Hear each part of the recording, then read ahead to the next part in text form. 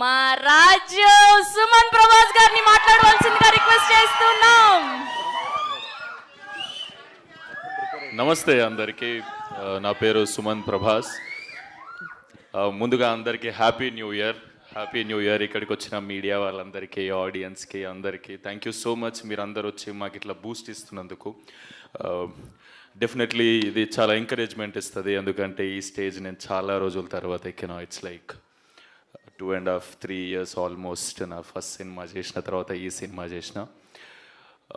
పాయింట్కి వచ్చేస్తే గోదావరి గట్టు పైన, డెఫినెట్లీ గోదావరి గట్టు పైన అన్న పదం మనం వినంగానే మన అందరికి గుర్తొచ్చేది ఈస్ట్ వెస్ట్, ఈ గోదావరి ఏరియాలన్నీ. నేను ఆ గోదావరి ఏరియాకి ఫస్ట్ టైం వెళ్ళినా నా లైఫ్లో, అంటే ఈ సినిమా షూటింగ్ కోసమే. దానికి ముందు వరకు నాకు గోదావరి అంటే ఇప్పుడు కృష్ణా రివర్ ఎట్లా, గోదావరి రివర్ అట్లనే, సో ఇట్లా చాలా రివర్స్ ఉంటాయి కదా, అట్లా వన్ ఆఫ్ ద రివర్ ఏమో అనుకున్నా. సో ఈ షూటింగ్కి నేను ఫస్ట్ టైం పోయినప్పుడు తెలిసింది గోదావరి జస్ట్ రివర్ కాదు, అక్కడ కల్చర్ వేరే ఉంది, అది ఒక ఎమోషన్, ఆడ ఫీలింగ్ వేరే ఉంది. డెఫినెట్లీ అన్న. సో వాళ్ళు మాట్లాడే విధానాలు కానీ అంటే చాలా స్వీట్ అనిపిస్తుంది. ఇప్పుడు మనుషులు ఇందాక సుదర్శన్ అన్నట్టు ఎంత భోజనం పెడతారంటే, ఎంత మర్యాద చేస్తారంటే, ఏదో సూట్ కేసులో గుక్కినట్టు గుక్కేస్తారు మన కడుపులో. అది మనకే డౌట్ వస్తుంది, అది సూట్ కేసా కడుప అనేది. తిన్నాక లేచి నడవని కష్టమైతే అట్లా పెడతారు. నేను 4-5 కేజీలు పెరిగిన అడిగి పోయి ఈ భీమవరంలో ఉన్నప్పుడు షూట్ చేసింది కూడా. యాక్చువల్లీ మన ఈ వేల్పూర్, రేలంగి, అత్తిలి ఇవన్నీ గోదావరి పారే ఏరియాలు అక్కడ సైడ్ ఏవైతే ఉన్నాయో అక్కడనే షూటింగ్ చేసినాక అర్థమవుతుంది. నా ఫ్రెండ్స్తో అంటుండే, మా ఎంత లక్కీరా వీళ్ళు, ఎంత కాదన్నా మనకన్నా కొంచెం లక్కీ ఇక్కడ ఉట్టి పెరిగిన వాళ్ళు. ఎందుకంటే వాళ్ళకు పొద్దున్నే అలారంతో లేవాల్సిన అవసరం లేదు, పొద్దున్నే పందెంకోళ్ళు లేపుతాయి, నాటుకోళ్ళు లేపుతాయి. వాళ్ళని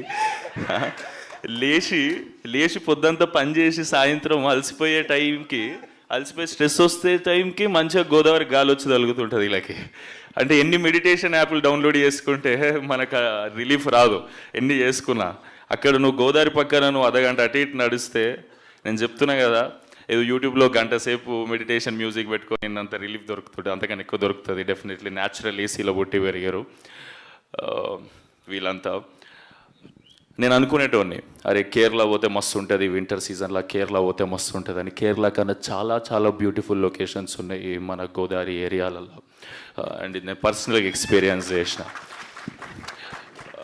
అంటే నేను దానికి ముందే ఒక 2 months బ్యాక్ కేరళ పోయి వచ్చిన. నాకు ఈడికి వచ్చినాక అరే ఇంత మంచి ఏరియా, ఇంత దగ్గరలో మన తెలుగు స్టేట్స్లో పెట్టుకొని నేను అంత దూరం ఎందుకు పోయినారా అనిపించింది. నా ఫ్రెండ్స్ని అందరిని వేసుకొని పోతే 50,000 ఖర్చు అయింది, వేరే విషయం. అంటే ఈడంటే మనదే కదా, దగ్గర ఉంటుంది, భాష సేమ్ ఉంటుంది. ఇవన్నీ చూసినాక సో ఇదంతా షూటింగ్ ఎంజాయ్ చేస్తున్నా అన్న వాళ్ళతోని. సో ఇలా నేచర్ని ఎంజాయ్ చేస్తున్నా. కానీ ఈ కథ నాకు చెప్పినప్పుడు కూడా ఇవంతా ఎంజాయ్ చేస్తున్నా. నేను వెనకకు పోయి ఒకసారి ఆలోచించుకునేటోని, స్టోరీ ఎట్లా ఓకే చేసిన నేను ఇది అని. నాకు చాలా స్టోరీస్ వింటున్నా. నేను ఈ సినిమాకు ముందుకు 80-85 కథలు విన్నా నేనైతే. అంటే ఏం చేయాలనో తెలియదు. అంటే నేను బ్లాక్ బస్టర్ కథలు కూడా ఇచ్చిపెట్టేసిన దాంట్లో.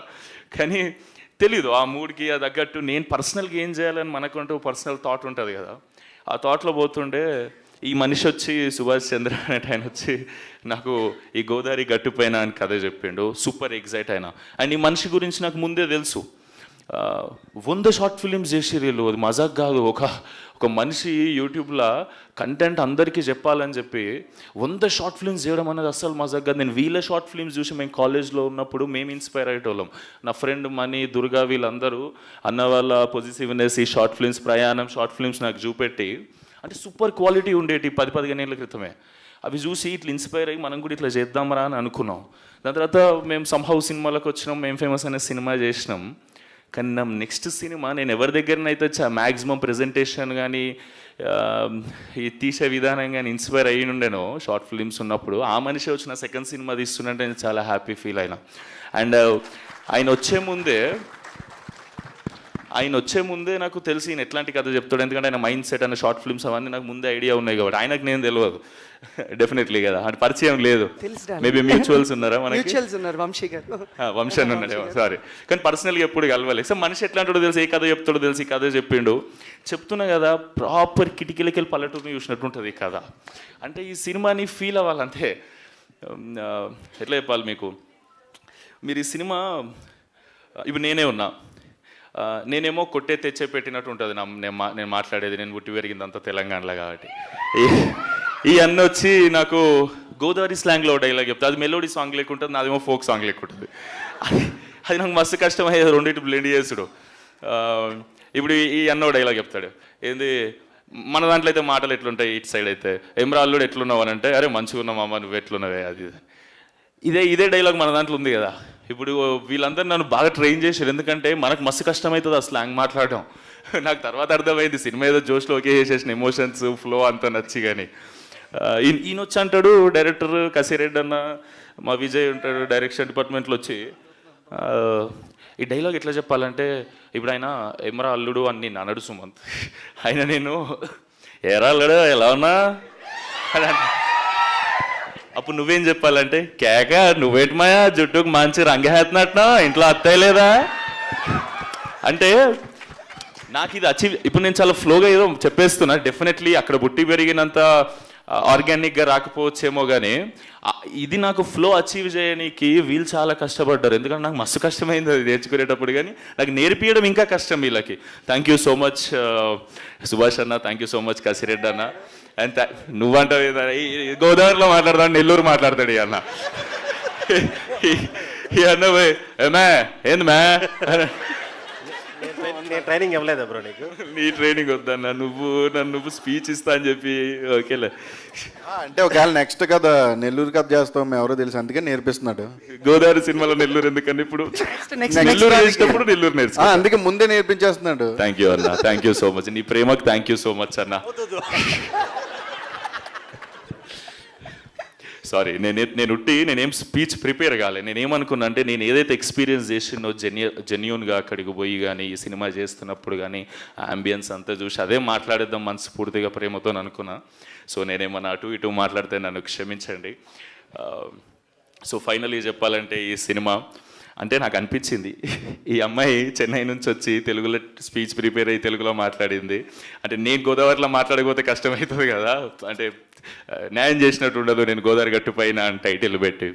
సో మీ అందరికీ లాస్ట్ ఒక మాట చెప్తున్నా, గోదావరి స్లాంగ్లో చెప్పడానికి ట్రై చేస్తున్నా డెఫినెట్లీ. Thank you. చెప్తున్నాను కదండి, మీరు కానీ టికెట్ కొని థియేటర్లో కూర్చుంటే గోల్డెన్ అవర్లో గోదావరి పడవెక్కినట్టు ఉంటుందండి ఈ సినిమా. మీరు చాలా ఎంజాయ్ చేస్తారు, సూపర్గా ఎంజాయ్ చేస్తారు. కానీ ప్రామిసెస్ చెప్తున్నా, సమ్మర్లో పోతే మాత్రం సహారా డెజర్ట్ ఫీలింగ్ ఇచ్చింది ఇది. అంటే నాకు అలవాటు లేదు, ఎప్పుడు పోయినా వింటర్లో పోయినా షూట్లకు, లాస్ట్ షెడ్యూల్ ఒకటి సమ్మర్లో అయినా అమ్మ వేరే లెక్కుండే. కానీ ఎంజాయ్ చేస్తాం, మనుషుల ప్రేమ మనల్ని అవన్నీ మర్చిపోయేటట్టు చేస్తుంది. And thank you so much, and thank you so much నా ప్రొడ్యూసర్స్కి, అభినవ్ అన్న, రెడ్ పపెట్ ప్రొడక్షన్ హౌస్, చాలా ప్యాషనెట్ ప్రొడ్యూసర్స్. పొలాల రేట్లు పెరిగినాయని ఎందుకు అవుతారన్నా ప్రొడ్యూసర్స్, నువ్వు గమ్మత్ లేదు అన్న, చాలా ప్యాషనెట్ ప్రొడ్యూసర్, నేర్చుకుంటూ దాని గురించి. ఇవాళ రేపు చాలామంది డబ్బులు ఉన్నాయంటే పెట్టేసి సినిమా చేస్తారు, మనిషి అట్లా కాదు, చాలా క్రాఫ్ట్ నేర్చుకొని దాని మీద ఇది ఏది ఎంత పెడితే ఏ స్కేల్లో వస్తుంది. అంటే ఫస్ట్ టైం తీసిన ప్రొడ్యూసర్ ఈ క్వాలిటీ, మీరు టీజర్ చూస్తే మీకు క్వాలిటీ మంచిగా అనిపించిండొచ్చు కదా అనుకుంటున్నా. సో నేను సాటిస్ఫై అయినా, నా సెకండ్ సినిమా ఇట్లుంటే బాగుంటుందని. ఆ రేంజ్లో తీసినందుకు thank you so much Abhinav అన్న, and thank you for everything whatever you have done for me అన్న. ఎందుకంటే నన్నే కాదు, ఈ అన్న నన్ను, నా ఫ్రెండ్స్ అందరినీ కూడా ప్రేమిస్తాడు అన్నట్టు. థ్యాంక్ యూ సో మచ్ అన్న, మా అందరినీ నువ్వు ఇన్ని రోజులు భరించినందుకు thank you so much. Thank you for everything. అదే నువ్వు ఏందన్నా, నువ్వు మోమాటం ఏందన్నా ఇది, నువ్వు కిందికి రా ఒకసారి. కాదన్నా నువ్వు ఒకసారి కిందికి రా, ఇది అరే ఒక్కసారి ప్రేమించుకో. ఇప్పుడు గ్రూప్ ఫోటో కోసం, ఒక్కసారి గ్రూప్ ఫోటో కోసం ప్రొడ్యూసర్